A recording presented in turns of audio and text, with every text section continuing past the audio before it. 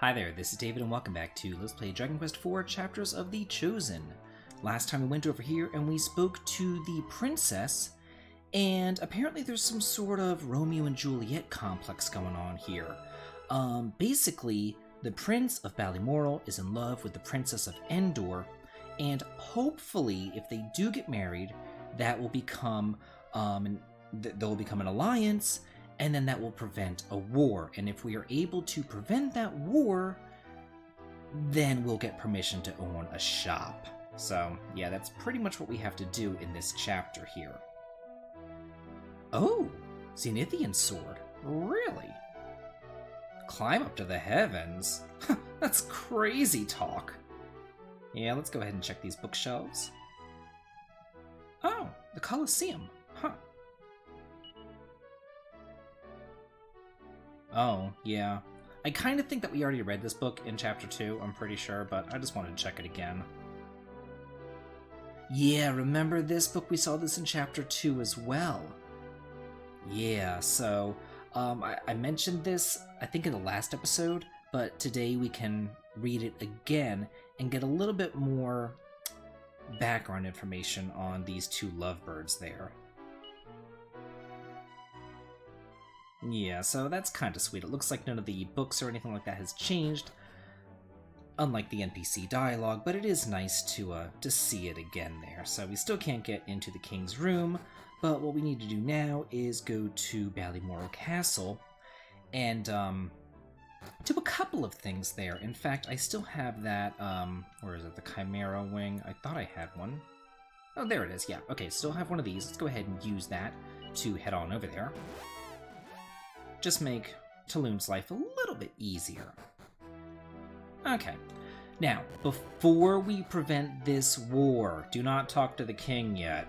What I want to do is go over here and talk to this armor guy, because the thing is that Endor has plenty of armor, but Balmoral, they don't have a whole lot of armor. So if we do prevent the war, then they're not going to be buying this armor from us. So what we want to try to do, last episode, if you recall, I bought some iron aprons. I bought 2 of them. And what I want to try to do is sell them for anything over 1,700 gold. You just kind of have to keep on doing this until he gives you the amount that you want. It's kind of ridiculous, but yeah, I'm going to sell the iron aprons. I'm going to sell the full plate armor as well, and hopefully at the end of selling all that I will have 5,000 gold. So once I do that, oh my god, like how long is this going to take? So once I do that, I will meet you back in Endor with 5,000 gold. See you then. I made my way back to Endor, and I actually got my gold. I got over 7,000 gold. Yeah, it really didn't take all that long either, just by selling those 3 pieces of armor, as well as any other armor that he was holding on to. I think he had like a chain mail and a leather shield and all that kind of stuff. But anyway, what I want to do is buy the best stuff for him now, the iron apron. Let's go ahead and stick that on him. Oh, yeah, I guess so. Yeah, I bought 9 medical herbs too, along with some Chimera Wings too, because you never ever know. Let's grab him an iron shield as well. We are going to make Talun a tank. Okay, that should be it for armor. And let's go ahead and check out the item shop, because there is some headgear that he can get here as well, the hardwood headgear. Okay. No, I'm good, item man. Okay, moving right along. Let's head over here to the weapon shop. And I'm going to buy this abacus, Astraea's abacus, I guess. Oh, really? We'll have to try that. Huh. I think what it does is it casts the Expel spell, which makes it so that enemies just kind of vanish. But the thing is, you don't get any experience, and I don't think that you get any gold either. So I never really use that, but it is helpful in like speed runs and just getting rid of some monsters if you want to use it. Also, speaking of things that you might want to do at this point, there is Laurel and Hardy that you can hire if you want to, but it's kind of unnecessary. In the NES version, I know you can hire both of them. I'm not sure if you can hire both of them in this version. However, I am sure that you cannot grab this one, whichever. I think this one's Hardy. You can't get him if you have the dog still. If you want to give the dog back to Finnegan, back in Lacanaba, you can if you want to grab Hardy. Just for safety measures, though, and shits and giggles, why not? Let's go ahead and hire Laurel.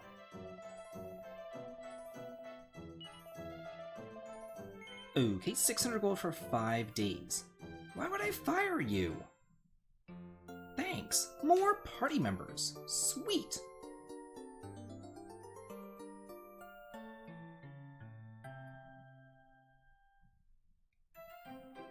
Okay. Let's be on our way. The dog does not participate in battle, but remember, there was that rich guy in here. We talked to him last time, and he was talking about a silver statuette. He was saying that that was really, really valuable, and he wanted that. But what's going on in here? Oh, port town in the east. Oh, you have a ship. Really? Oh, I guess so. Okay, so here's the deal. This guy wants 60,000 gold to, yeah, I guess so. So that's the gist. He wants 60,000 gold to finish up this tunnel, but in order to get the 60,000 gold, we need a shop to earn that money. But honestly, wouldn't it be cheaper for him to just buy a ship? Or just buy a ticket somewhere, you know? Oh, this place is flooded. Huh. Like, why doesn't he just buy a ticket to a various town and then go from there? Like, that would make a lot more sense rather than digging this tunnel. I mean, come on. Uh-oh, vampire bats! Oh no! Yeah, and Laurel... Oh, Laurel. You cannot control Laurel or Hardy. Laurel has 3 things that he can do. Well, 4, I guess. He can physically attack. He can cast the snooze spell. He can cast the fireball spell, which I think is called Sizzle in this version of the game. And most importantly, he can heal. That's the main reason why I brought him. Honestly, you really don't need to hire either of them. Talon can do fine on his own without any backup. It's completely up to you, but I brought him along just because. I mean, I'm level 4 in here, and I pretty much soloed that, so I'm not too concerned. Oh, cool, this is like an amusement park. Oh, this is fun. I like it. This is really neat. Huh, how can we get up there? Oh no, we have the fly guys. Yeah, Laurel's probably going to be ending up just healing himself. I pretty much wasted 600 gold on him, to be quite honest with you. But at least he can attack or something. The thing is, once you give Talon all this defense, he's pretty much like either going to get hit for 1 damage or everybody's going to miss him, which is essentially 0 damage. So, yeah. And as we keep on going through, he's just going to keep on getting more and more and more levels, and he's going to be fine. That's why I'm not concerned about leveling up with him or anything like that. Awesome, get a Chimera Wing. Let's see what this guy has to say, though. Yeah, no kidding. Well, you could have gotten that Wing of Wervin, but guess not. Yeah, all the treasure, it's right out of reach. Oh, well, let's just keep on exploring. Oh. Well, what do we have here? It looks like we're on the top now, but we can't get into this water. Oh, but look! A switch! Oh, an Elipus as well. Uh-oh, yoinks! The Elipuses. Wouldn't it be like the Elipi? I really have no idea. Like, what would the plural of Elipus be? You know? That's a question for the ages right there. Woohoo! Sure, it's a tiny button. We have to press it.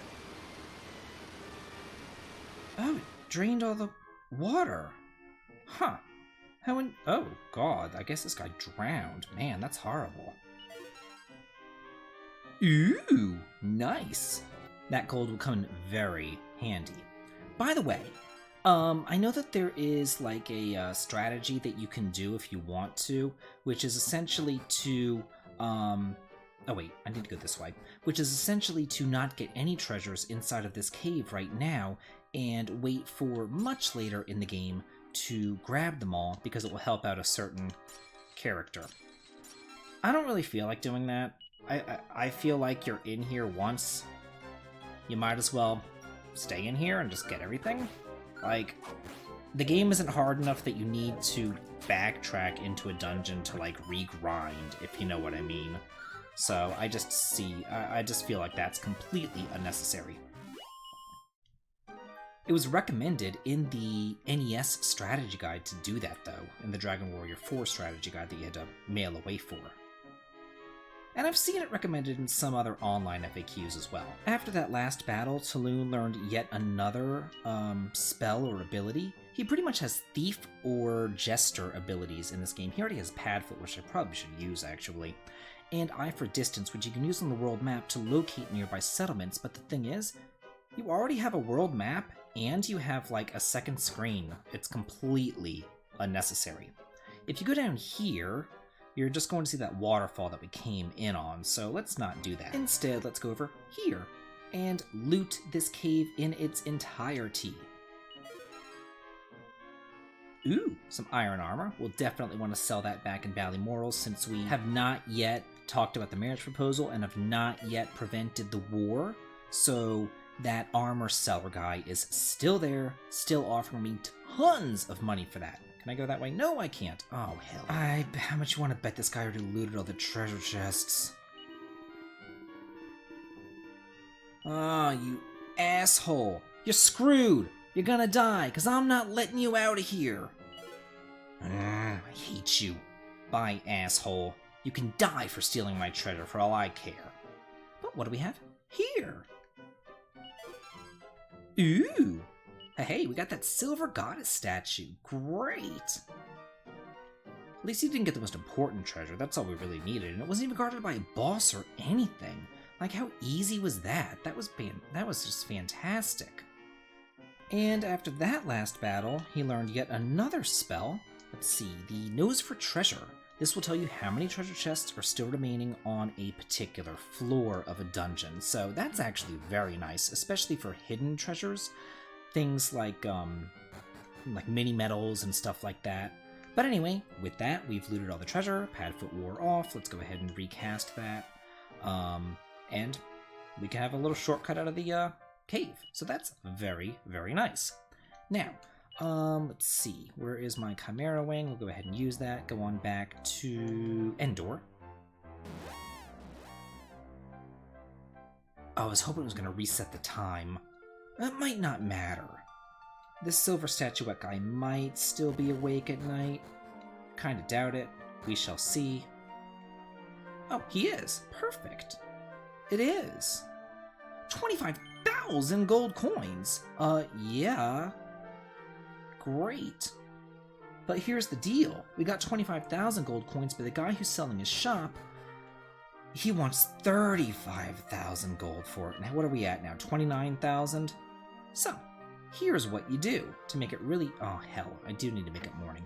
Here's what you do to make it really easy, and I did not know this as a kid. As a kid, I would wander around, and I would fight slimes and whatnot, and I would just try to, hope and pray for drops and stuff like that, and then sell them, and it was horrible. It took forever.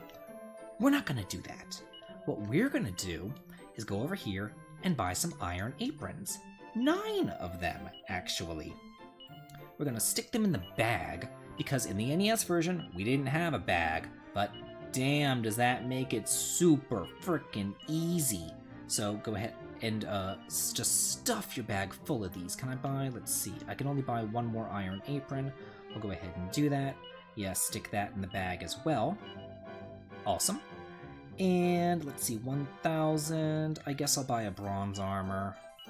Yeah, you basically want to use all of your money now on buying armors and whatnot. 300. Okay, I'm good. So, now, next on my list of things to do is just to use my Chimera Wing yet again and go to Ballymoral Castle and still not tell the king what I'm up to because I want to bleed this bitch dry.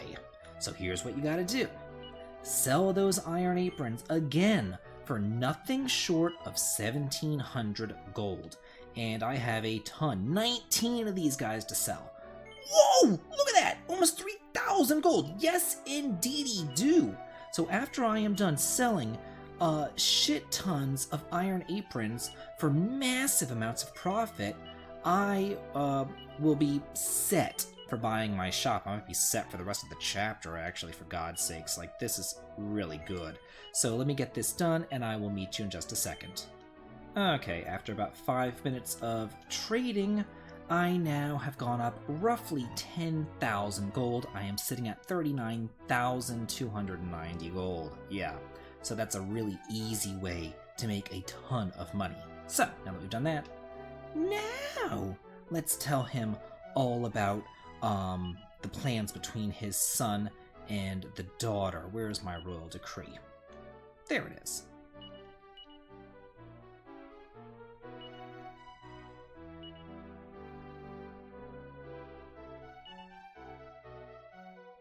Yeah, so what are you gonna do about it? Are you still gonna invade them? Yeah, just let them marry. Everything will be fine then. Exactly. That's one way to look at it, yeah. Oh, okay.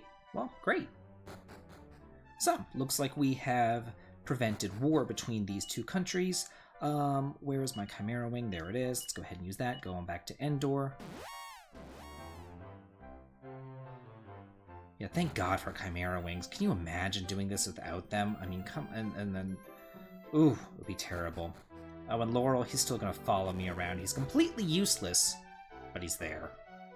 Yeah, I would totally recommend not hiring him at all. He ran out of MP halfway through that stupid dungeon. It was horrible. He's the worst. Woohoo! We got a permission to open up a shop! Sweet! Awesome! All of our dreams can come true. Now that we have permission, we can officially purchase the shop.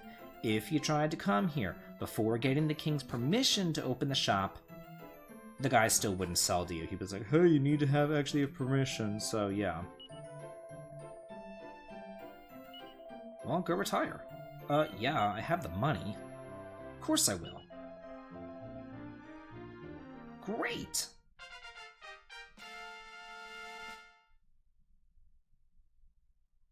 Sweet! Oh wow, they all get to move to the big city too? This is wonderful! Oh, you're gonna work in the shop even though it's Talon's dream to work in a shop? Okay. Oh, yeah. Head on over to the king. But now that we have a shop, shouldn't this chapter be over? What else do we possibly have to do? Find out next time on Let's Play Dragon Quest IV. This has been David. If you like this, please like, comment, and subscribe, and have a good day.